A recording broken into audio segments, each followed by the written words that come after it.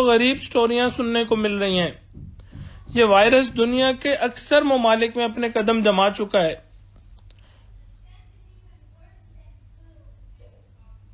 ہمارا انسانی جسم جو ہے یہ اللہ رب العزت کی بہت بڑی نعمت ہے، اور اللہ رب العزت نے ہمیں بطور امانت عطا فرمایا ہے۔ اس کے حوالے سے اللہ رب العزت نے جو احکامات دیے ہیں اس طریقے سے اگر ہم عمل کریں گے تو ہمارا یہ جسم صحیح سلامت رہیں گے، ورنہ پھر تباہی اور بربادی ہمارا مقدر بن جائے گی۔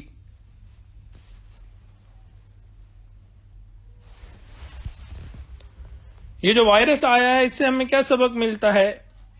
اس وائرس نے انسان کو اس کی اصلی اوقات یاد دلا دی۔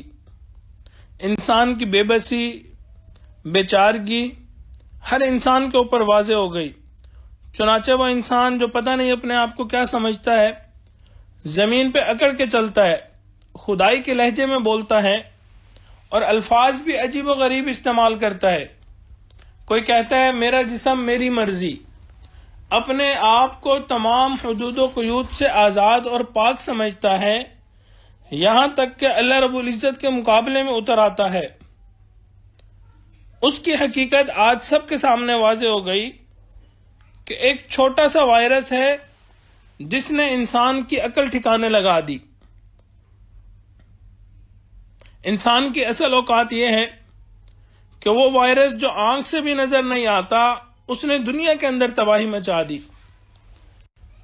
یہ اتنا چھوٹا وائرس ہے کہ ہم اس کو نیکڈ آئی سے، اپنی آنکھ سے دیکھ بھی نہیں سکتے۔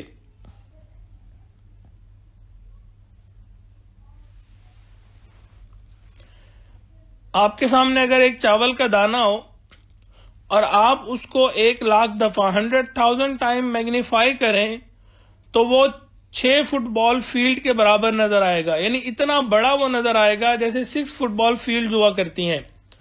جبکہ یہ وائرس جو کرونا وائرس ہے یہ اتنا چھوٹا ہے کہ اگر اس کو 100,000 ٹائم میگنیفائی کریں، 1,00,000 مرتبہ زوم کر کے دیکھیں، پھر یہ نظر آنا شروع ہوتا ہے۔ یعنی چاول کے دانے کو اگر کریں تو وہ اتنا بڑا ہو جاتا ہے جیسے 6 فٹ بال فیلڈ ہوں، اور اس کو 1,00,000 مرتبہ میگنیفائی کر کے دیکھیں پھر یہ نظر آنا شروع ہوتا ہے۔ سوچیں اتنا چھوٹا سا وائرس ہے لیکن انسان اس کے سامنے بے بس ہوا ہے۔ ہر انسان کو اپنی بے بسی کو سمجھنا چاہیے۔ حال انسان کا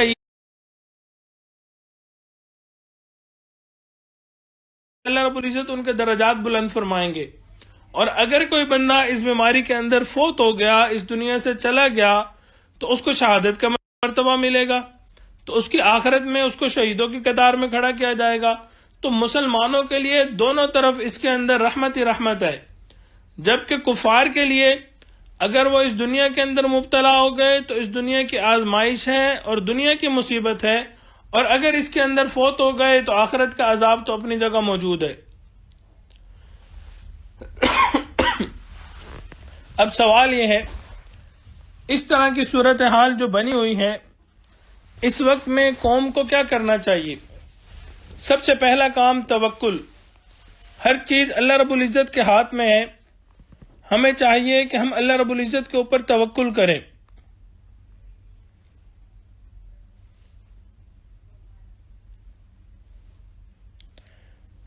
اللہ رب العزت قرآن مجید میں فرماتے ہیں وَإِذْ تَأَذَّنَ رَبُّكُمْ لَئِن شَكَرْتُمْ لَأَزِيدَنَّكُمْ وَلَئِن كَفَرْتُمْ إِنَّ عَذَابِي لَشَدِيدٌ۔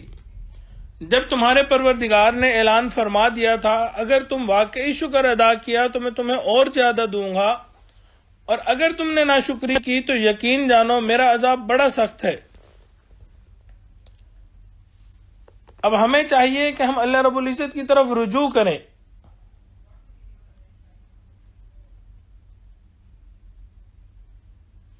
بنی اسرائیل کے زمانے میں جب فرعون کو شکست دے دی گئی تو حضرت موسیٰ علیہ السلام اپنے لشکر کو لے کے دریا کے دوسری طرف بڑھے۔ جب دوسرے کنارے پہ پہنچے تو وہاں پہ ان کے لیے نہ کھانے کو کچھ تھا نہ پینے کو کچھ تھا، کوئی چیز موجود نہیں تھی۔ تو اب لوگوں نے پینک کرنا شروع کر دیا، اب وہ پریشان ہو گئے اور کہنے لگے کہ جی ہمارے کھانے کا کیا بنے گا، ہمارے پینے کا کیا بنے گا، ہمارا کیا حال ہوگا۔ حضرت موسیٰ علیہ السلام کو اللہ رب العزت نے فرمایا وَإِذْ قَالَ مُوسَىٰ لِقَوْمِهِ اذْكُرُوا نِعْمَةَ اللَّهِ عَلَيْكُمْ إِذْ أَنْجَاكُمْ مِنْ آلِ فِرْعَوْنَ يَسُومُونَكُمْ سُوءَ الْعَذَابِ يُذَبِّحُونَ أَبْنَاءَكُمْ وَيَسْتَحْيُونَ نِسَاءَكُمْ کہ یہ وہ قوم تھی، آپ نے اس دنیا کے اندر دیکھا ہوگا کہ ایک جانور بھی اگر ہو تو اپنی اولاد کے لیے، اپنے بچے کے لیے اگر اس کو کوئی چیز نقصان پہنچا رہی ہو تو وہ سٹرگل کرتا ہے۔ آپ نے دیکھا ہوگا کہ مرغی ایک ننھی سی جان ہوتی ہے، لیکن جب اس کے چوزوں کو کھانے کے لیے بلی اٹیک کرتی ہے تو وہ ننھی سی جان اپنے بچوں کے آگے پر پھیلا کے کھڑی ہو جاتی ہے، اگرچہ اس کو معلوم ہوتا ہے کہ میں بلی کا مقابلہ نہیں کر سکتی، لیکن وہ اپنی جان دے دیتی ہے، اپنے بچوں کی حفاظت کرتی ہے۔ تو ننھی سے ننھی چیز، جانوروں کے اندر، پرندوں کے اندر، ہر چیز اپنے بچوں کے لیے سٹرگل کرتی ہے، محنت کرتی ہے، مجاہدہ کرتی ہے، حتیٰ کہ اپنی جان بھی دے دیتی ہے۔ لیکن بنی اسرائیل ایسی قوم تھی کہ فرعون نے ان کو اتنا دبایا ہوا تھا کہ ان کی جو اولاد ہوتی تھی، جو بچے پیدا ہوتے تھے، بیٹے پیدا ہوتے تھے، فرعون ان کو قتل کر دیا کرتا تھا اور کوئی بندہ چون چاں بھی نہیں کر سکتا تھا۔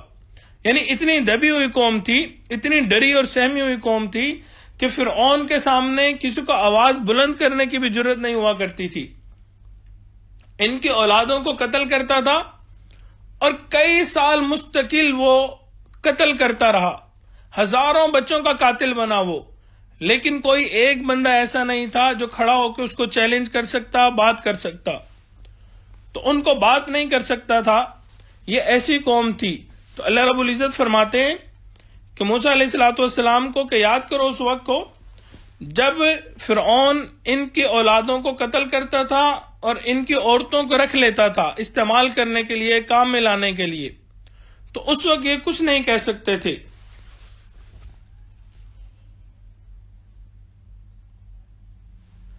اب یہ یہاں پہ آئے ہیں، ان لوگوں نے اس وقت وہاں پہ اللہ رب العزت کے اوپر توکل کیا، اللہ رب العزت کی طرف رجوع کیا، موسیٰ علیہ السلام کے اوپر ایمان لے کے آئے۔ اللہ رب العزت نے کیا کیا؟ اللہ رب العزت نے اسی بادشاہ کو پانی کے اندر غرق کر دیا، ان کو عزت عطا فرما دی۔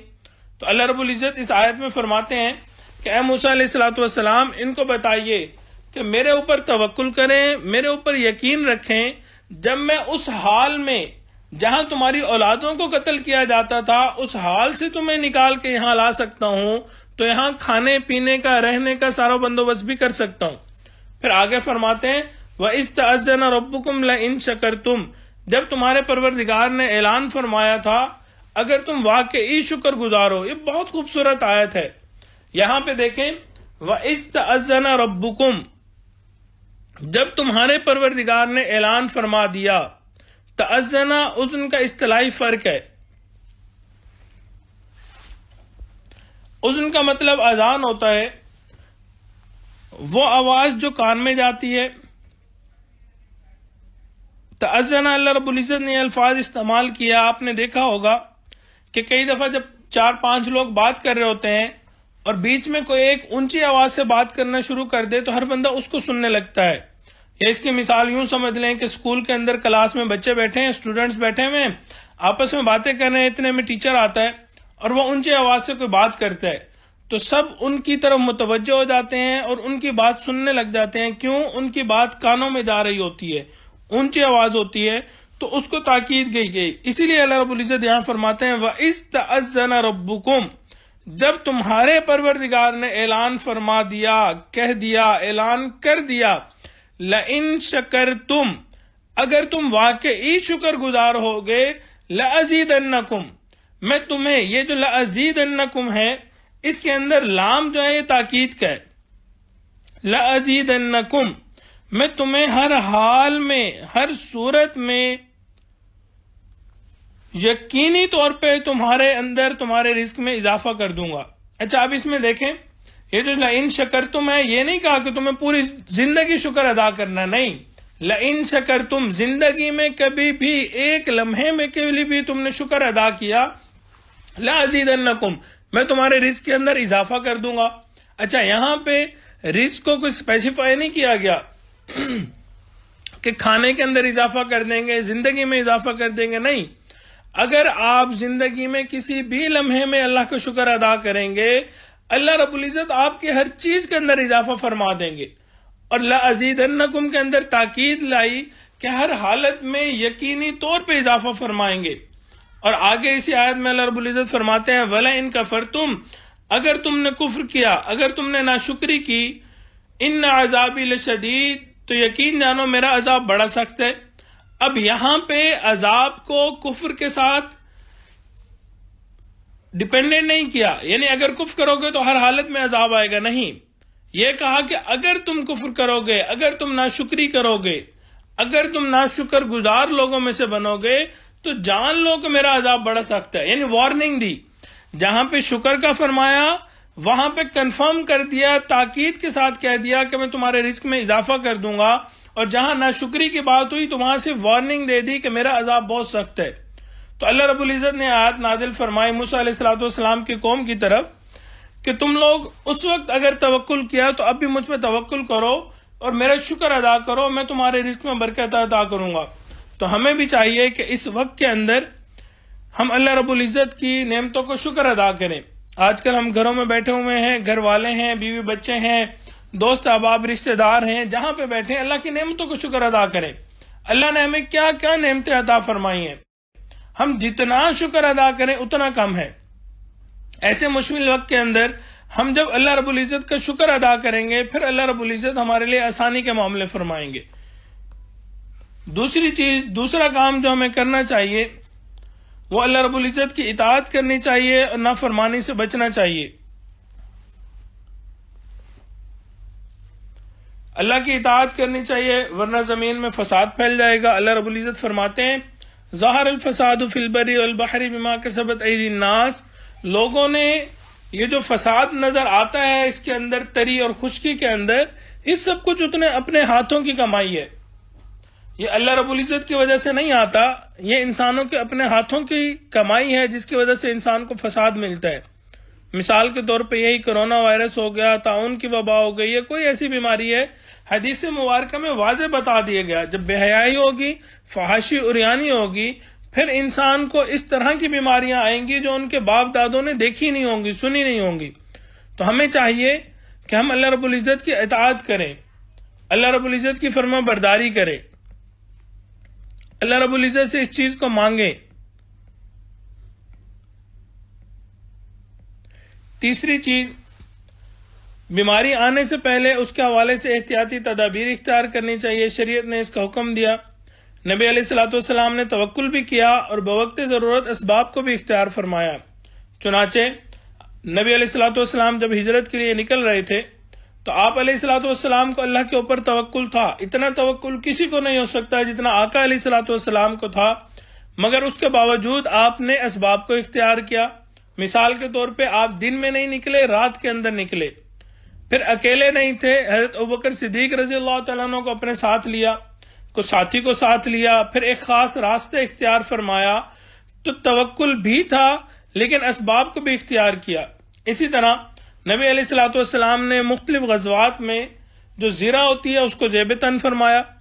اب کوئی بندہ یہ کہے کہ نہیں مجھے تو توکل ہے، میں میدان جنگ میں جا رہا ہوں، مجھے زیرہ نہیں پہننی، اللہ رب العزت حفاظت فرمائیں گے. یقیناً اللہ رب العزت حفاظت فرمائیں گے، لیکن اسباب بھی اختیار کرنے چاہیے. نبی علیہ السلام نے اختیار فرمائے اور شریعت بھی ہمیں اس کا حکم دیتی ہے. اسی طرح نبی علیہ السلام نے فرمایا جو شخص صبح 7 کھجوریں عجوا کی کھا لے گا اس کے اوپر سارا دن نہ زہر اثر کرے گا نہ جادو اثر کرے گا. اب اگر ہم زہر سے اور جادو سے بچنا چاہتے ہیں تو آقا علیہ السلام نے وہ بتا دیا ہمیں کیا کرنا چاہیے. روزانہ صبح 7 کھجوریں عجوا کی کھا لیں تو اس دن نہ زہر اثر کرے گا نہ جادو اثر کرے گا. مزید ہمیں کیا کرنا چاہیے، ہمیں دعاؤں کی پابندی کرنی چاہیے. نبی علیہ السلام نے بہت پیاری پیاری دعائیں ہمیں بتائی ہیں، ہم ان دعاؤں کی پابندی کریں. اللہ رب العزت ہمیں صحت عطا فرمائیں گے، عافیت کا معاملہ فرمائیں گے. مثال کے طور پہ نبی علیہ السلام نے فرمایا اللہم عافنی فی بدنی، اللہم عافنی فی سمعی، اللہم عافنی فی بصری، لا الہ الا انت. اے اللہ میرے پورے جسم میں، میرے کان میں، میری آنکھوں میں صحت عطا فرما، تیرے سوا کوئی بندگی کے لائق نہیں۔ اتنی خوبصورت دعا ہے، اگر انسان اس کا اہتمام کرے اللہ رب العزت ہر قسم کی بیماریوں سے، وباؤں سے محفوظ فرمائیں گے۔ اسی طرح حدیث مبارکہ میں آیا، جو بندہ یہ دعا صبح اور شام میں 3 مرتبہ پڑھ لے، اس کو کوئی چیز نقصان نہیں پہنچا سکتی، موت کے علاوہ کوئی چیز اس کو نقصان نہیں پہنچا سکتی۔ اب وہ کون سی دعا ہے؟ فرمایا بسم اللہ الذی لا یضر مع اسمہ شیء فی الارض ولا فی السماء وہو السمیع العلیم۔ 3 مرتبہ جو بندہ صبح اور شام یہ دعا پڑھ لے، اس کو کوئی چیز موت کے علاوہ نقصان نہیں پہنچا سکتی۔ اب ہمیں چاہیے کہ ہم ان دعاؤں کا اہتمام کریں، خود بھی پڑھیں، اپنے بچوں کو بھی یاد کروائیں، بہن بھائیوں کو بھی یاد کروائیں، ان دعاؤں کا اہتمام کریں۔ اسی طرح نبی علیہ الصلوۃ والسلام نے فرمایا، جو بندہ رات کو سورہ بقرہ کی آخری آیت آمن الرسول سے لے کے آخر تک، یہ 2 آیات بنتی ہیں تقریباً، اس کو پڑھ لے گا، یہ آیت ہر مصیبت اور آفت سے بچانے کے لیے کافی ہو جائیں گی۔ ہمیں چاہیے کہ ہم اس کو پڑھیں۔ حضرت انس بن مالک رضی اللہ تعالیٰ عنہ سے روایت ہے، نبی علیہ الصلوۃ والسلام یہ دعا فرمایا کرتے تھے، اللہم انی اعوذ بک من البرص والجنون والجذام ومن سیئ الاسقام۔ اے اللہ میں تیری پناہ مانگتا ہوں برص سے، دیوانگی سے، کوڑ سے اور تمام بری بیماریوں سے۔ تو آج کل کے دور میں یہ جو کرونا وائرس چل رہا ہے، ہمیں یہ دعائیں ضرور مانگنی چاہیے، اس کا بہت اہتمام کرنا چاہیے۔ اب بہت سادہ سی اور بہت پیاری دعا ہے، اللہم انی اعوذ بک من البرص والجنون والجذام ومن سیئ الاسقام۔ ہم خود بھی یاد کریں اور اپنے سب گھر والوں کو بھی اس کو یاد کروائیں۔ یقین کریں بیماری رفع درجات اور گناہوں کی معافی کا سبب بنے گی۔ اگر کسی انسان کو بیماری لگ گئی، وہ بیمار ہو گیا، تو اس کو چاہیے کہ وہ اللہ رب العزت کے اوپر یقین کرے، شکایتیں نہ شروع کر دے، شکوے نہ شروع کر دے، صبر کا معاملہ کرے۔ اس کو چاہیے کہ یہ آیت باقاعدگی سے پڑھے، لا الہ الا انت سبحانک انی کنت من الظالمین۔ حضرت یونس علیہ الصلوۃ والسلام مچھلی کے پیٹ میں گئے تھے، انہوں نے یہ آیت پڑھی، اللہ رب العزت نے اس آیت کریمہ کی وجہ سے ان کو مچھلی کے پیٹ سے باہر نکال دیا۔ اگر ہم کسی بیماری کے پیٹ میں آ گئے، کسی بیماری کے اندر ملوث ہو گئے، ہمیں چاہیے کہ ہم اس آیت کریمہ کو پڑھیں، لا الہ الا انت سبحانک انی کنت من الظالمین۔ اللہ رب العزت ہمارے ساتھ خیر اور عافیت کا معاملہ فرمائیں گے۔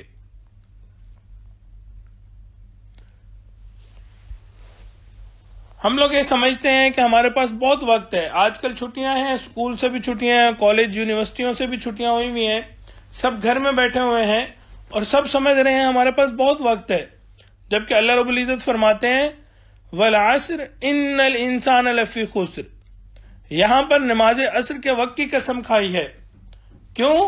کیونکہ عصر اور مغرب کا دورانیہ انتہائی کم ہوتا ہے۔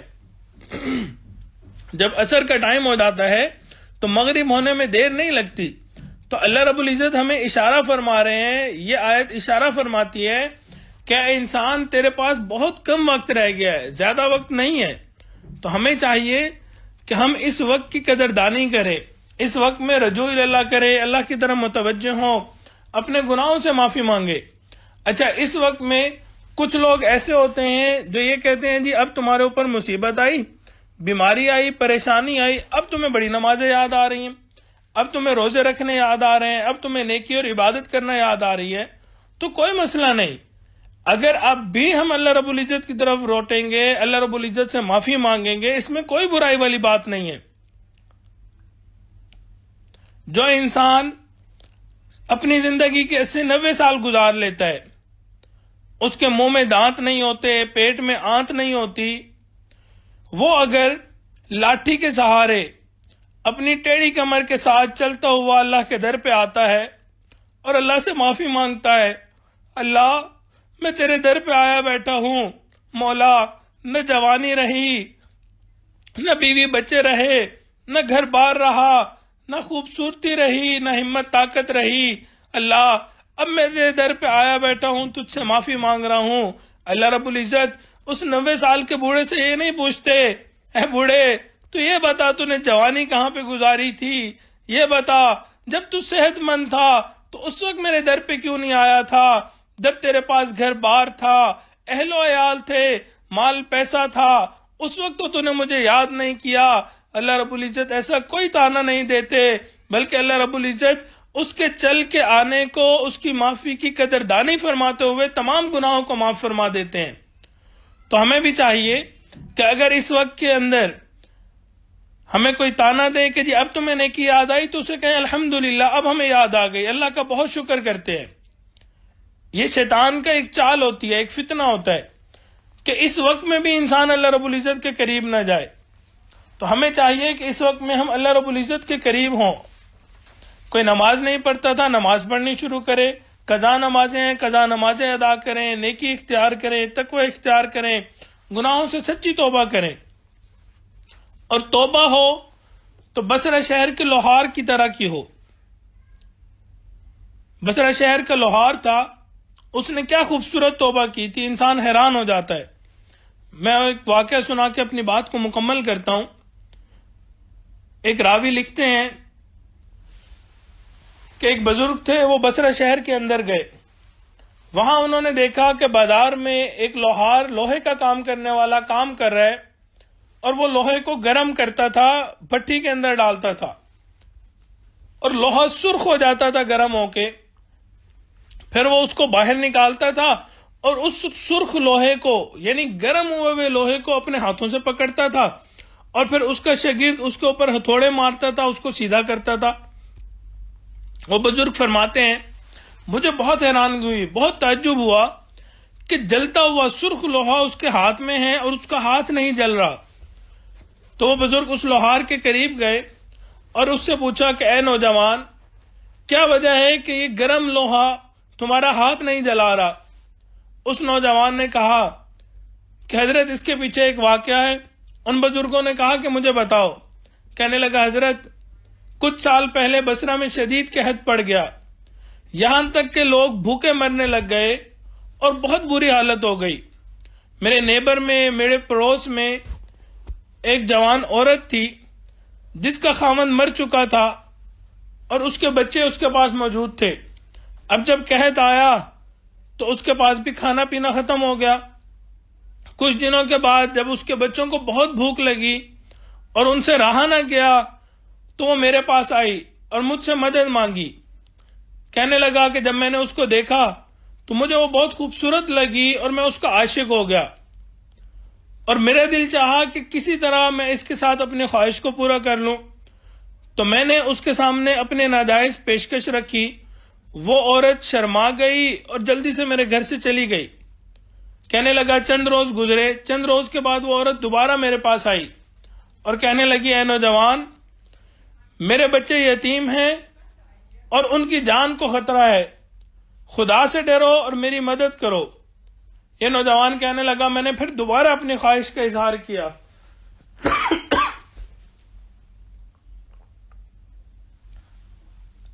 تم میرے ساتھ یہ برا فعل کر دو، میں تمہیں پیسہ بھی دے دوں گا اور کھانا پینا بھی دے دوں گا۔ کہنے لگا کہ وہ عورت پھر شرمندہ ہوئی اور میرے گھر سے چلی گئی۔ 2 دن کے بعد پھر واپس آئی، کہنے لگی اب میرے بچے مزید صبر نہیں کر سکتے، اب تم جو چاہو گے میں کرنے کو تیار ہوں، لیکن مجھے ایسی جگہ پہ لے کے جاؤ جہاں تمہارے اور میرے علاوہ کوئی بھی نہ ہو۔ چنانچہ اس نے کہا کہ میں نے اس عورت کو لیا اور اس کو کہا کہ چلو میں تمہیں ایسی جگہ لے جاتا ہوں جہاں کوئی دیکھنے والا نہ ہو۔ چنانچہ میں اس کو لے کے ایک ویرانے میں آ گیا۔ جب میں اس کے قریب ہوا تو وہ عورت لرز اٹھی، کہنے لگی کہ تم نے وعدہ کیا تھا کہ ایسی جگہ لے کے آؤ گے جہاں تمہارے اور میرے علاوہ کوئی نہیں ہوگا، لیکن یہاں اس کام کو 5 لوگ دیکھنے والے ہیں۔ میں نے کہا اے عورت، یہاں پہ تیرے اور میرے علاوہ کوئی نہیں اور تو 5 لوگوں کی بات کر رہی ہے۔ تو اس عورت نے کہا اے نوجوان، 2 فرشتے تیرے موکل ہیں، 2 میرے موکل فرشتے موجود ہیں، اور ان 4 فرشتوں کے علاوہ اللہ رب العزت ہمارے اس کام کو دیکھ رہے ہیں، میں کس طرح ان کے سامنے اس برے کام کا ارتکاب کروں؟ نوجوان کہنے لگا اس عورت کی باتوں نے مجھ پر اتنا اثر کیا، میرا بدن لرز اٹھا، میں کیا غلط کام کرتا پھر رہا ہوں؟ وہ عورت بیچاری مدد کے لیے آئی اور میں کیا خواہشات کا اظہار کر رہا ہوں؟ چنانچہ کہنے لگا میں نے اسے چھوڑ دیا، پھر میں نے اس کی مدد کی، کھانا پینا دیا، حتیٰ کہ اس کے یتیم بچوں کی جان بچا لی۔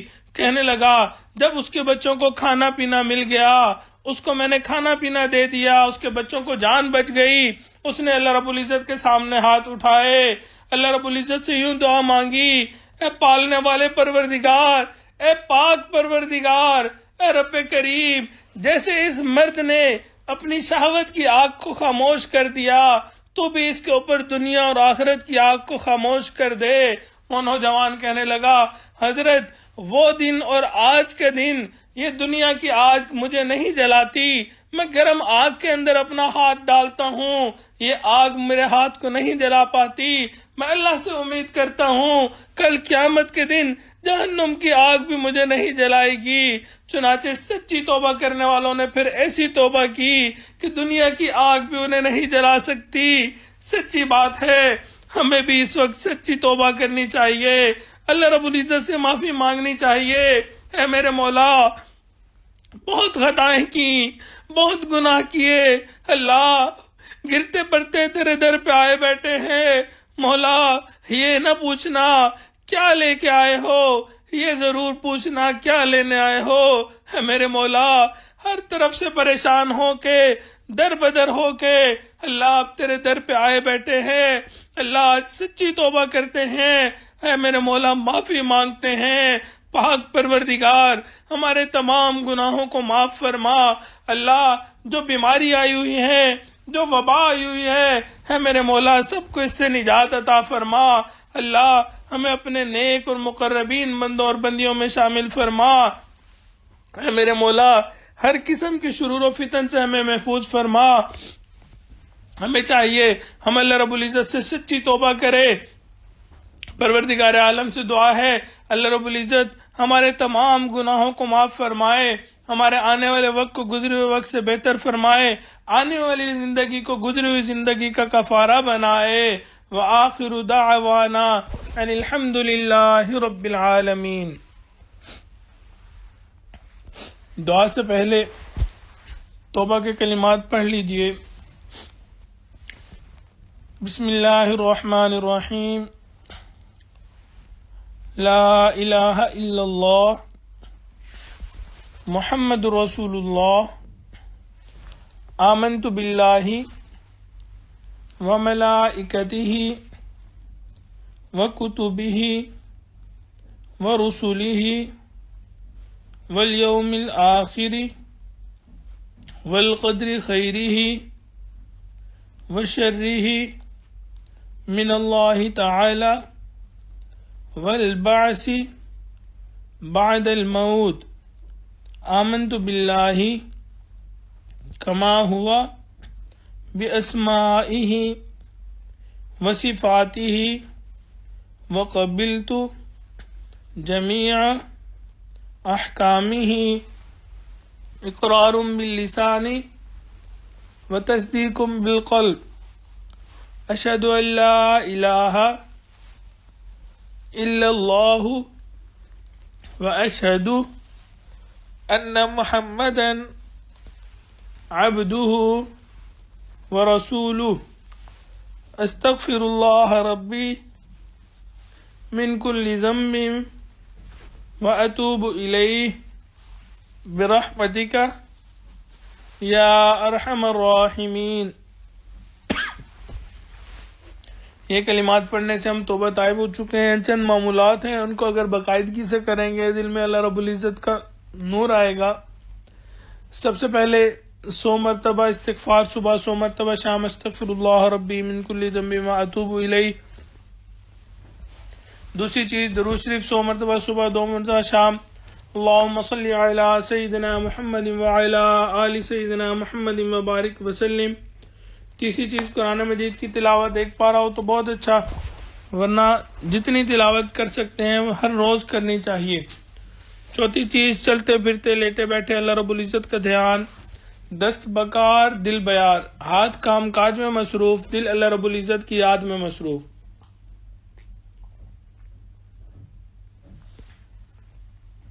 5ویں چیز مراقبہ ہے. صبح یا شام میں تھوڑی دیر کے لیے آنکھوں کو بند کر لیں، سر کو جھکا لیں، دنیا جو کچھ دنیا میں ہے اس سے ہٹ کٹ کے اللہ رب العزت کی طرف متوجہ ہو کے بیٹھ جائیں. اللہ رب العزت کی رحمت آ رہی ہے، میرے دل میں سما رہی ہے، دل کی ظلمت اور سیاہی دور ہو رہی ہے، اور میرا دل اللہ اللہ اللہ کہہ رہا ہے اور میں سن رہا ہوں. اور چھٹی چیز رابطہ شیخ ہوتا ہے، وقتاً فوقتاً اپنے حال احوال فون کے ذریعے، میسج کے ذریعے، ای میل کے ذریعے بتاتے رہیں. دعا ہے اللہ رب العزت ہمیں اپنے مقبول بندوں میں شامل فرمائے. دعا کر لیجئے. سبحان ربی الوہاب اللہم صلی علی سیدنا محمد وعلی آل سیدنا محمد وبارک وسلم. ربنا ظلمنا انفسنا وإن لم تغفر لنا وترحمنا لنكونن من الخاسرین. پروردگار عالم ہمارے تمام گناہوں کو معاف فرما. اے میرے مولا، وہ گناہ جو ہم نے دن میں کیے معاف فرما، وہ گناہ جو ہم نے راتوں میں کیے معاف فرما. اللہ وہ گناہ جو ہم نے محفلوں میں کیے معاف فرما، وہ گناہ جو ہم نے تنہائیوں میں کیے معاف فرما. اے میرے مولا، وہ گناہ جو ہم نے ارادوں سے کیے معاف فرما، وہ گناہ جو ہم نے بنا ارادے کیے معاف فرما. اللہ ہماری نگاہوں کو پاک فرما، دلوں کو صاف فرما، سینوں کو اپنی محبت سے لبریز فرما. اللہ اپنے اس کی آتش ہمارے سینوں میں پیدا فرما، انگ انگ سے اپنے ذکر کو جاری فرما، روئے روئے سے اپنے ذکر کو جاری فرما، ہڈی ہڈی بوٹی بوٹی میں اپنی محبت پیدا فرما. اے بے کسوں کے دستگیر، اے ٹوٹے دلوں کو تسلی دینے والے، اے خالی جھولیوں کو بھر دینے والے، اے میرے مولا بڑی دیر سے آئے ہیں، بڑی دور سے آئے ہیں، اللہ بڑی امیدیں لے کے آئے ہیں. اے میرے مولا ہمارے اٹھے ہاتھوں کو قبول فرما. پروردگار عالم اس وقت دنیا کے اندر نفسا نفسی کا عالم ہے. اللہ نہ کہیں جہاں میں اما ملی، جو اما ملی تو کہاں ملی. میرے جرم خانہ خراب کو تیرے عفو بندہ نواز میں، اے میرے مولا گرتے پڑتے تیرے در پہ آئے بیٹھے ہیں. اللہ ہمارا یہاں پہ آنا قبول فرما. اے میرے مولا یہ نہ پوچھنا کیا لے کے آئے ہو، اللہ یہ پوچھ لیجئے گا کیا لینے کے لیے آئے ہو. اللہ ہم آپ کو منانے کے لیے آئے بیٹھے ہیں. اے میرے مولا ہم سے راضی ہو جا، اللہ ہم سے راضی ہو جا. اللہ ہم نے غلطیاں کی، کوتاہیاں کی، گناہ کیے، اللہ آج سچی توبہ کرنا چاہتے ہیں. اے میرے مولا ہمارے تمام گناہوں کو معاف فرما. اللہ تمام گناہوں کو معاف فرما. اے میرے مولا تمام گناہوں کو معاف فرما. اللہ آپ کو منانا اس وقت تک ضروری ہے جب تک کہ آپ راضی نہ ہو جائیں. پیارے اللہ راضی ہو جائیے، پیارے اللہ راضی ہو جائیے، پیارے اللہ راضی ہو جائیے. اللہ اگر ہم نے آپ کو اتنا ناراض کر لیا، آپ راضی نہیں ہونا چاہتے، اے میرے مولا پھر بھی راضی ہو جائیے. اللہ ہم نے اس دنیا کے اندر دیکھا ہے گھر کے اندر 3-4 بچے ہوتے ہیں. اللہ ماں اس بچے کا خاص خیال رکھتی ہے جو سب سے زیادہ کمزور ہوتا ہے.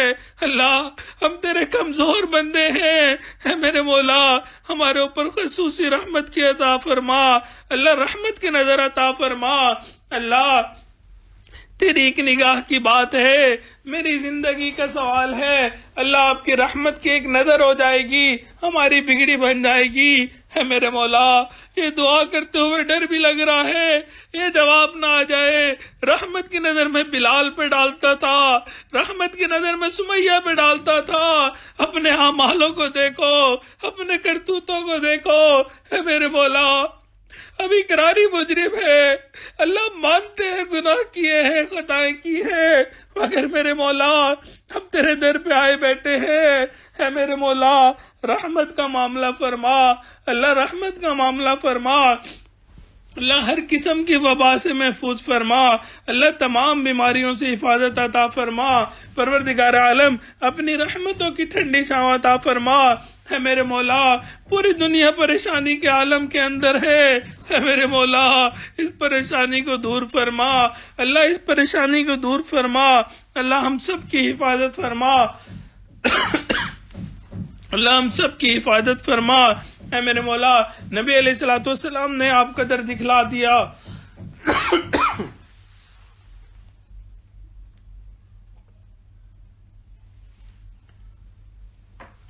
یہ بھی بتلا دیا اس در کے سوا کوئی دوسرا در نہیں، انبیاء بھی اسی در پہ جھکے، اولیاء بھی اسی در پہ جھکے، اللہ ہمیں بھی اسی در سے ملنا ہے۔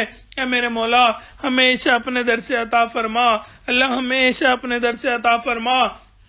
پروردگار عالم، ہم نے اس دنیا کے اندر دیکھا ہے کہ بچہ اپنے کپڑے خراب کر لیتا ہے، اللہ سب لوگ اس سے گھن کھاتے ہیں، اللہ اسے دور کر دیتے ہیں، لیکن میرے مولا ماں جب دیکھتی ہے اس بچے کو اٹھاتی ہے، اللہ اس کو نہلاتی ہے، دھلاتی ہے، اللہ صاف کپڑے پہناتی ہے، اللہ ہر کوئی اس کو پھر اپنے سینے سے لگا لیتا ہے۔ اے میرے مولا ہم نے بھی اپنے آپ کو گناہوں کی نجاست میں بھر لیا ہے، اے میرے مولا اب گناہوں کی نجاست کو دور فرما، اللہ دور فرما۔ اے میرے مولا ہمیں اپنے مقربین لوگوں میں شامل فرما۔ پروردگار عالم یہ جو کرونا وائرس پھیلا ہوا ہے اللہ، اگر تو یہ ہمارے لیے اللہ عذاب ہے، اللہ اس عذاب کو ہم سے دور فرما، اللہ ہماری غلطیوں کوتاہیوں کو معاف فرما۔ اللہ اگر آزمائش اور امتحان ہے میرے مولا، امتحان تو اس سے لیا جاتا ہے جس نے امتحان کی تیاری کی ہوتی ہے، اللہ ہم نے تو کسی امتحان کی تیاری نہیں کی، اے میرے مولا ہم تو امتحان دینے کے بھی قابل نہیں ہیں، اللہ ہمیں امتحانوں سے محفوظ فرما، اللہ آزمائشوں سے محفوظ فرما۔ پروردگار عالم ہر قسم کی بیماریوں سے محفوظ فرما، اللہ تمام جسمانی روحانی بیماریوں سے محفوظ فرما، اللہ حاسدین کے حسد سے محفوظ فرما، دشمنوں کی دشمنی سے محفوظ فرما، برا چاہنے والوں کی برائی سے محفوظ فرما، اللہ دوستی کے رنگ میں دشمنی کرنے والوں سے بھی محفوظ فرما۔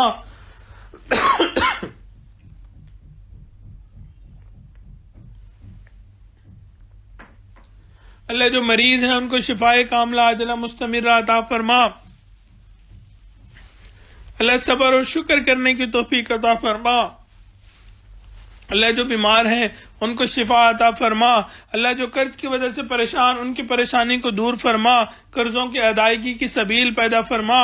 اے میرے مولا جن گھروں میں جوان بچے بچیاں ان کو مستقبل کو روشن فرما، ماں باپ کے لیے فرض ادا کرنے آسان فرما، اللہ اولاد کے غموں سے محفوظ فرما، اولاد کے دکھوں سے محفوظ فرما، اولاد کی پریشانیوں سے محفوظ فرما۔ پروردگار عالم ہمارے ساتھ خیر کے معاملے فرما۔ اے میرے مولا جب حضرت موسیٰ علیہ السلام فرعون کی طرف جا رہے تھے آپ نے فرمایا تھا قولا لہ قولا لینا، اس کے ساتھ نرم گفتگو کرنا، نرمی کا معاملہ کرنا۔ اے میرے مولا وہ فرعون جو انا ربکم الاعلی کا دعویٰ کرتا تھا، اللہ آپ اس کے ساتھ نرمی کے معاملے کا فرما رہے ہیں۔ پروردگار عالم جتنے لوگ یہاں موجود ہیں اللہ یہ دن میں کئی مرتبہ سجدے میں سر رکھ کے سبحان ربی الاعلی کہتے ہیں، اے میرے مولا ہمارے یہاں نرمی کا معاملہ فرما، اللہ نرمی کا معاملہ فرما، اللہ تمام گناہوں کو نیکیوں میں تبدیل فرما، اللہ سیئات کو حسنات میں تبدیل فرما، شریعت و سنت کے مطابق زندگی گزارنے کی توفیق عطا فرما۔ اے میرے مولا ہمارے ماں باپ کی خدمت کرنے کی توفیق عطا فرما، اللہ اساتذہ مشائخ کی خدمت کرنے کی توفیق عطا فرما، اللہ ہمارے حضرت جی دامت برکاتہم عالیہ کا سایہ ہمارے سروں پہ تا دیر قائم و دائم فرما، اللہ ان کی زندگی میں برکت عطا فرما، صحت میں برکت عطا فرما، اللہ کام کاروبار میں برکت عطا فرما، رزق میں برکت عطا فرما، قدم قدم اپنی برکت شامل حال فرما۔ اے میرے مولا ہماری طرف سے ہم سب کی طرف سے ہمارے آقا و سردار حضرت محمد مصطفیٰ احمد مجتبیٰ صلی اللہ علیہ وسلم کو بہترین اجر و بدلہ عطا فرما۔ پروردگار عالم قیامت کے دن ان کی شفاعت عطا فرما، ان کے ہاتھوں حوض کوثر کا جام عطا فرما، اللہ ان کے قدموں تلے جگہ عطا فرما۔